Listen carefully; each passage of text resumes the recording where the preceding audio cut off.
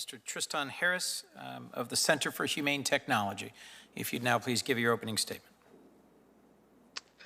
Thank you, Senator Coons, Senator Sass, and Chairman Durbin. It's an honor to be here with you today. My background is I used to be a design ethicist at Google. That was before recently featuring in the film The Social Dilemma, which many of you might have seen, which really has the insiders who understood how these technologies were built in the first place have affected society. My friends in college were some of the people who ended up working at these companies in the very early days, including my friends Mike and Kevin, who actually started Instagram.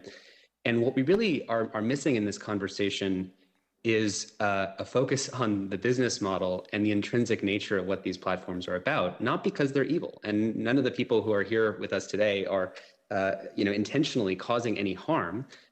Neither do I believe that the tech companies who created these systems have intentionally wanted any of these harms to happen. But we're now in a situation where if we don't diagnose the problem correctly, we're going to be in a bit of trouble. While you're hearing, from the folks here today about the dramatic reductions in harmful content, borderline content, hiring 10,000 more content moderators, et cetera, it can sound very convincing. But at the end of the day, a business model that preys on human attention means that we are worth more as human beings and as citizens of this country when we are addicted, outraged, polarized, narcissistic, and disinformed, because that means that the business model was successful at steering our attention using automation.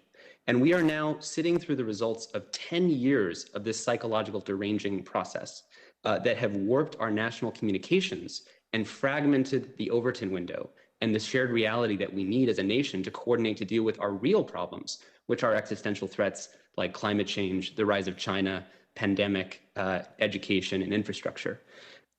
So long as these companies profit by turning the American conversation into a cacophony, into a kind of Hobbesian war of all against all, because that is the business model, again, of not the advertising, but the model of everyone getting a chance to speak and have it go viral to millions of people.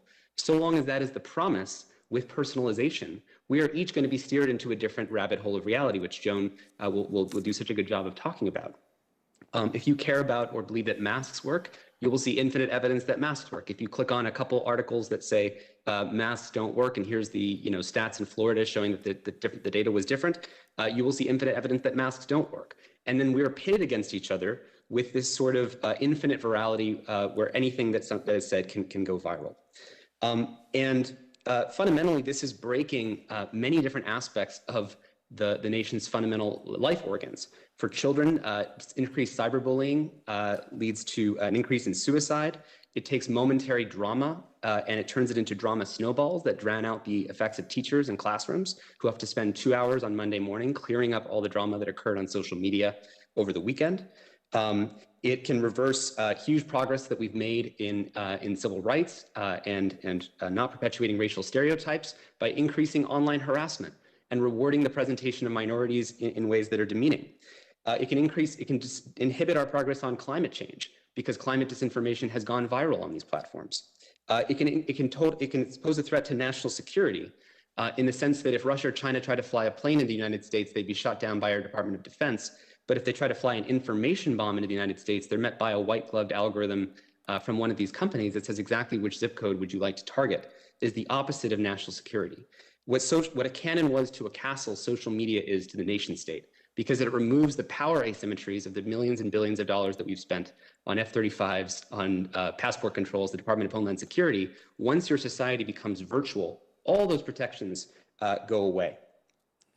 Most importantly, if we are not coordinated as a society, if we cannot even recognize each other as Americans, we are toast. That is the only thing that matters. If we don't have a truth that we can agree on, then we cannot actually change do anything on our existential threats. And we're really sitting at a moment in history where we're transitioning into becoming a digital society. And we kind of already have a Neuralink brain implant for our society. Right now we have two options. We have the Chinese brain implant, which leads to kind of an Orwellian control of thought, mass behavior modification, and surveillance.